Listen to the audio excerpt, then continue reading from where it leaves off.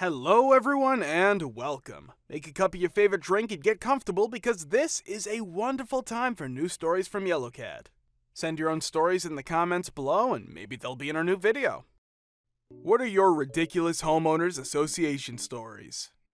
My boss lives on a lake and has his own boat and dock. Shortly after a new HOA president was elected, the board voted on some rule that changed how wide/long private docks could be. Complying with the new bylaw would have made my boss's boat too big for the dock, so he refused. After months of getting fined and fighting with the HOA, he finally gave in and spent thousands of dollars redoing his dock to make it within compliance. 2 months later, the HOA passed another bylaw, this time limiting the size of watercrafts that could be kept in private docks. Once again, my boss's boat was in violation. He fought the HOA tooth and nail and eventually just paid the monthly fine for being in violation. During this time, his wife got very sick and he ended up selling the boat to help pay for her medical expenses. A year later, when she was much better, he decided to buy some jet skis and a smaller boat. Shortly thereafter, the HOA passed yet another bylaw that restricted what kinds of motorized vehicles, land and water, could be kept on residents' property. This time, other homeowners complained loudly, and the HOA president eventually resigned.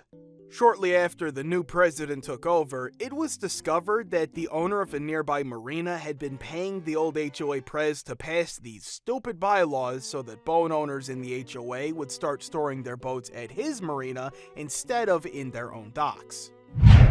I've had my work van towed from an HOA while I was in the attic working to repair an air conditioner that was leaking. Went into the house to begin work, van parked outside on the customer's driveway. Came out 2 hours later, van gone. I called the cops and they told me that it was towed because it violated some HOA ordinance and it cost me $250 to get it back.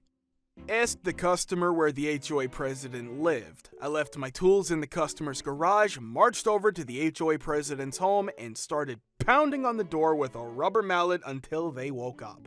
By this point, it was 7 a.m. and the company retainer lawyer was awake, so he had a nice chat with El Presidente. I got my van back, didn't have to pay a fee, and turned that a-hole's door into a bubble wrap looking piece of steel. I do not like HOAs.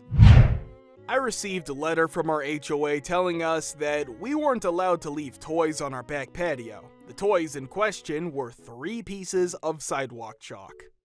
Another letter from a few days after I moved in said that we're not allowed to grill, and it told me that I had to remove the grill from my patio, but it cited no particular law. My neighbor received the same letter, as he also had a grill in his patio, and he called them on it. They didn't cite the law because the law doesn't exist either within the HOA or in the city/county/state. So what did the president of the HOA do? He passed an emergency rule that said grills weren't allowed on ground-level patios, even though county regs state you can do so if you're at least 15 feet from any standing structure, i.e. on our patio. The president lives on a second-floor unit, and he has no access to the ground level from his balcony, so he couldn't use a grill.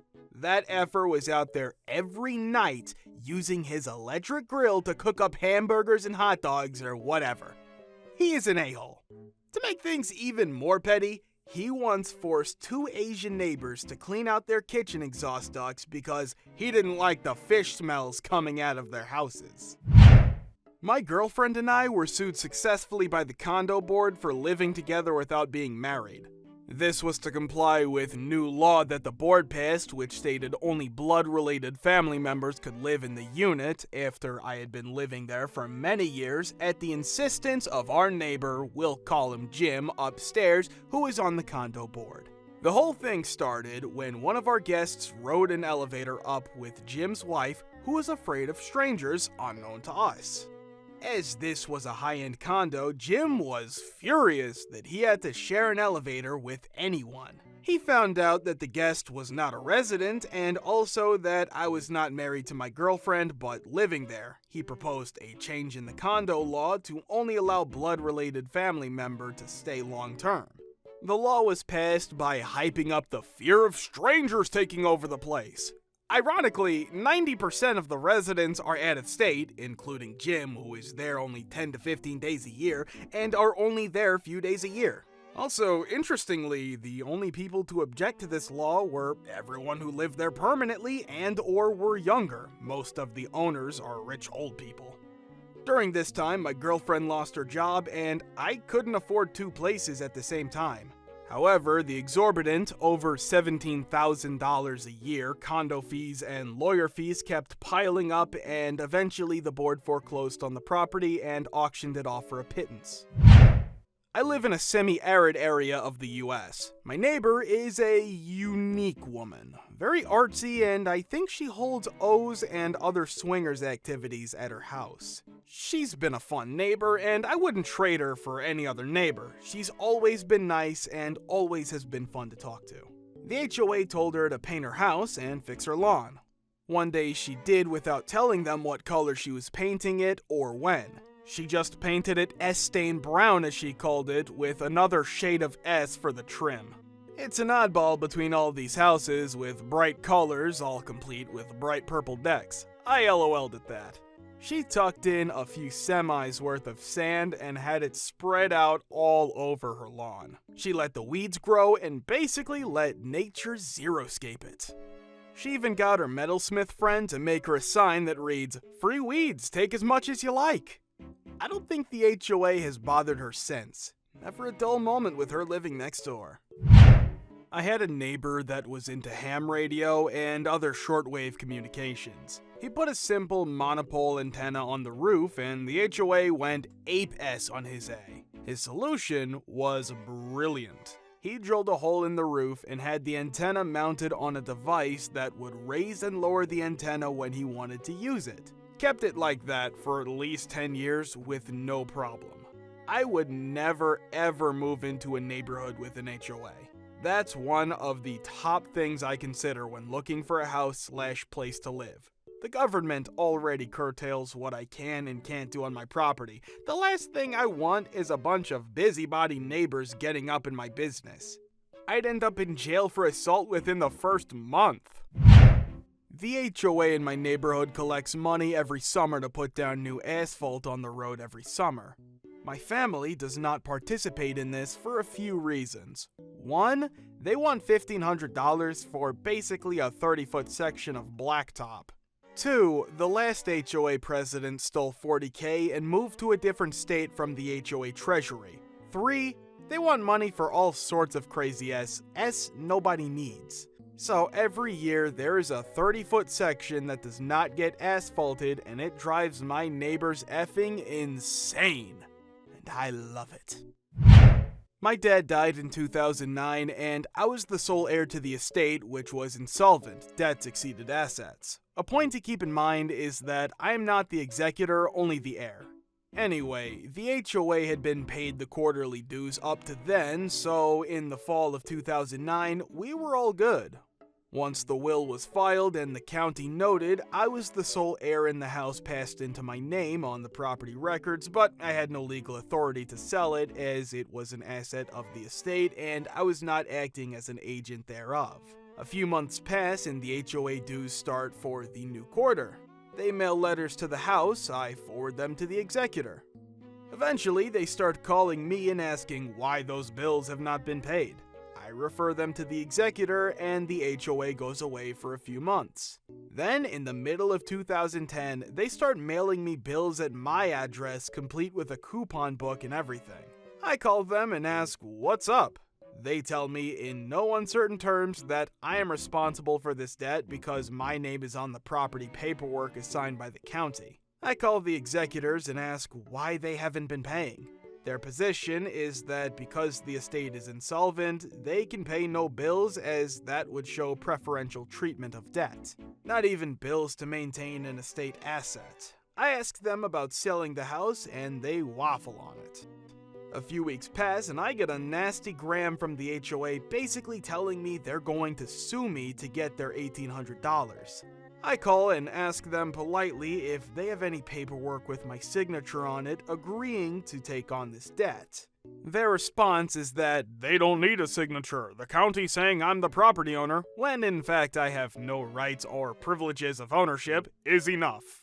I want to try to reason with them that fundamentally that's not how debt works. You can't just say I owe you money without an agreement between us. They stand firm. So I get a lawyer. He responds to them in writing saying what they're trying to do is illegal. Their beef is with the executor, not with me. Under Virginia law, an HOA can force the sale of your house to recoup the money they're owed, even if that money is a fraction of the worth of the house. They make some oblique reference to this, also how this would ruin my credit, foreclosure would be in my name, yada yada. Eventually, my lawyer got through to them, and they put a lien on the house, which, when it was sold, satisfied their debt. While I probably spent $1,000 in legal fees to deal with this, having my lawyer tell me that they couldn't F with me was a big relief. So I have resolved to never buy property that is managed by an HOA. My opinion of folks on an HOA board is they're looking for some level of control over other people's lives under which they can assert their will, where the people under their control have essentially no recourse. Kind of like Department of Residence life in college. Full disclosure, I was an RA in school. I was guilty of this. Or people who want to be managers for all the wrong reasons. I'm sure there are white shining examples of HOAs and members who do nothing but good and S rainbows, but that sure as H has not been my experience.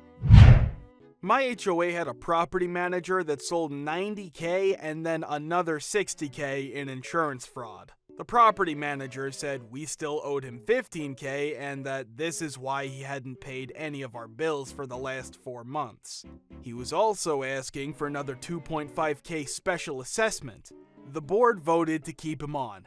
I had to overthrow the president, hire a new property manager, fix all the bill issues, use the current assessment to fix dangerous structure issues, and paint unpainted surfaces, all the while one old member of the board stayed on to foil my efforts to sue the last property manager. The rest of the board were mad that I was right and more interested in saying I was wrong, even though they admitted that the previous property manager stole $150K than doing what was right. Basically, they made decisions not on facts, Lord knows we can't look at bills to form our decisions, but on their emotions or what the old board member told them. In the end, I got the board on the right direction financially with a decent property manager. The board told me I was handling the lawyer we hired to sue wrongly. They took over and then nothing ever happened. Finally, I had to walk away as all the work I did was for free, and I was working 2 jobs at the time. I consider the suit a sunken cost. Maybe one day I will go after the insurance fraud as I am doing well now, but I do not like the idea of suing myself. Do not do HOAs that have power to fix the outside of units. They are targets for corruption and always have people looking to steal or derive power from the HOA. Most people are small-minded and short-term thinkers, and you shouldn't combine your money with them. My HOA is annoying. Although I rent, they will not inform me living in the house about stuff. They will contact the owners who live on the West Coast to be to them and find them about things. In the past 2 weeks, I've copied my neighbor's yard to the T, fixed all my sprinkler heads, cleaned the entire backyard, got the type of grass seed that's needed for the yard, seeded, watered, and fertilized the yard, made sure roomies/friends know where and how to park, and yet we still get hounded by these Fs. My lease is up, looking for a place to move to. Not on a contract and living month to month until I leave or 5 months passes, homeowners coming to move in. Until then, I've been planning on having as much fun with the uptights as I can. Blaring black metal in my car through the entrance and into my driveway, and drinking PBR in lawn chairs with a cheap TV hooked up to an SNES with my buddies in the driveway. Guys, thank you for all the support and the likes. Subscribe to the channel if you're not subscribed yet. See you next time.